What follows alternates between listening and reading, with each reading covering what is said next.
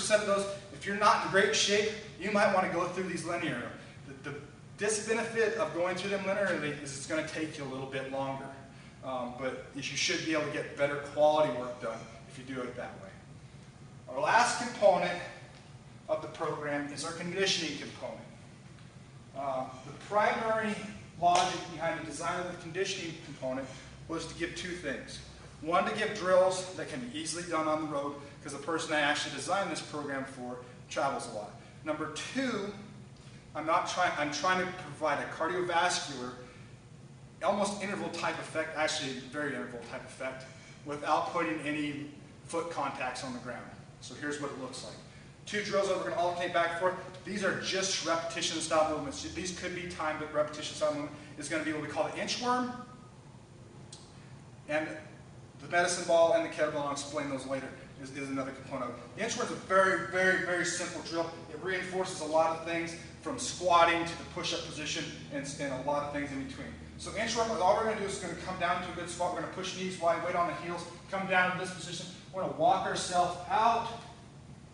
Where are we at right here? We're in a good push-up position. In our cardio, obviously we've got so much redundancy that's carried over, and it's just giving us a lot of specificity towards the testing protocols. We're going to walk back up, get onto our heels, knees wide like we're in the woods, and stand up.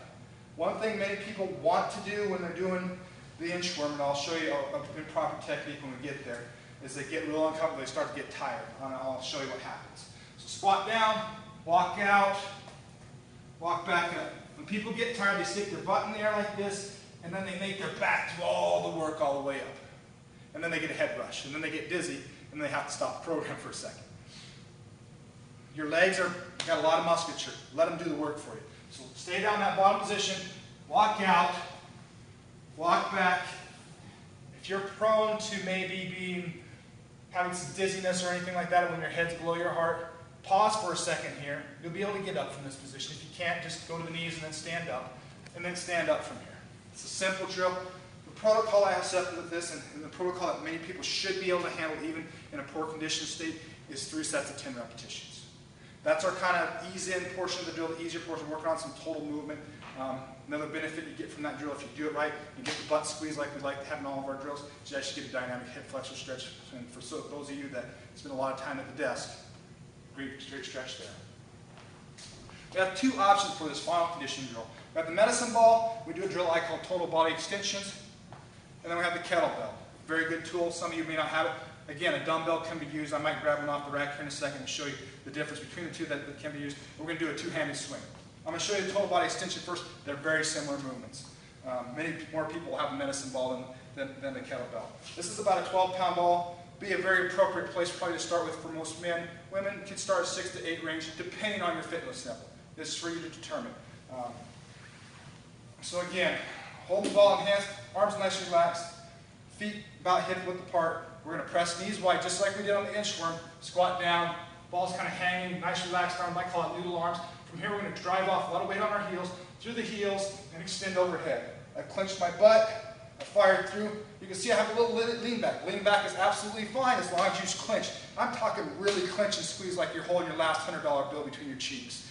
And then you're going to come back down. Weight on heels, hips back, extend through. As you get comfortable with the movement, you can pick up the pace. That's total body extension. Very effective at non-impact conditioning, weighted conditioning.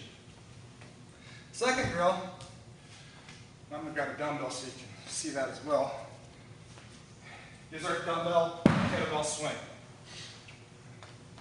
We're going to kind of set up with our bell just right around heel level. We're going to reach back, and very, very important to reach your hips back. We're not squatting down with this. Reach hips back, get in a good solid position, knees kind of wide, chest up, good trunk glute.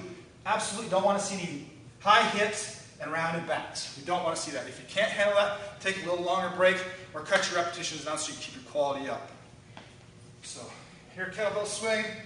Again, noodle arms, weight on heels, reach back, extend through.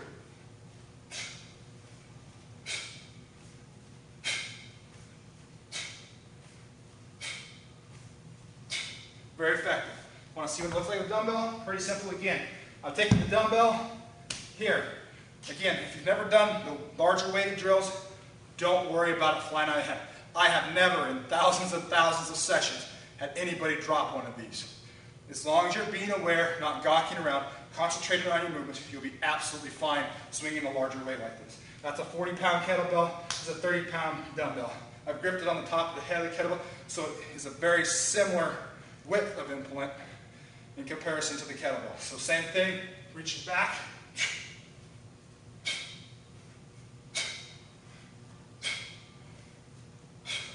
Aside from being a very good conditioning drill, it puts us in that dynamic sense of using our butt, which is very, very powerful.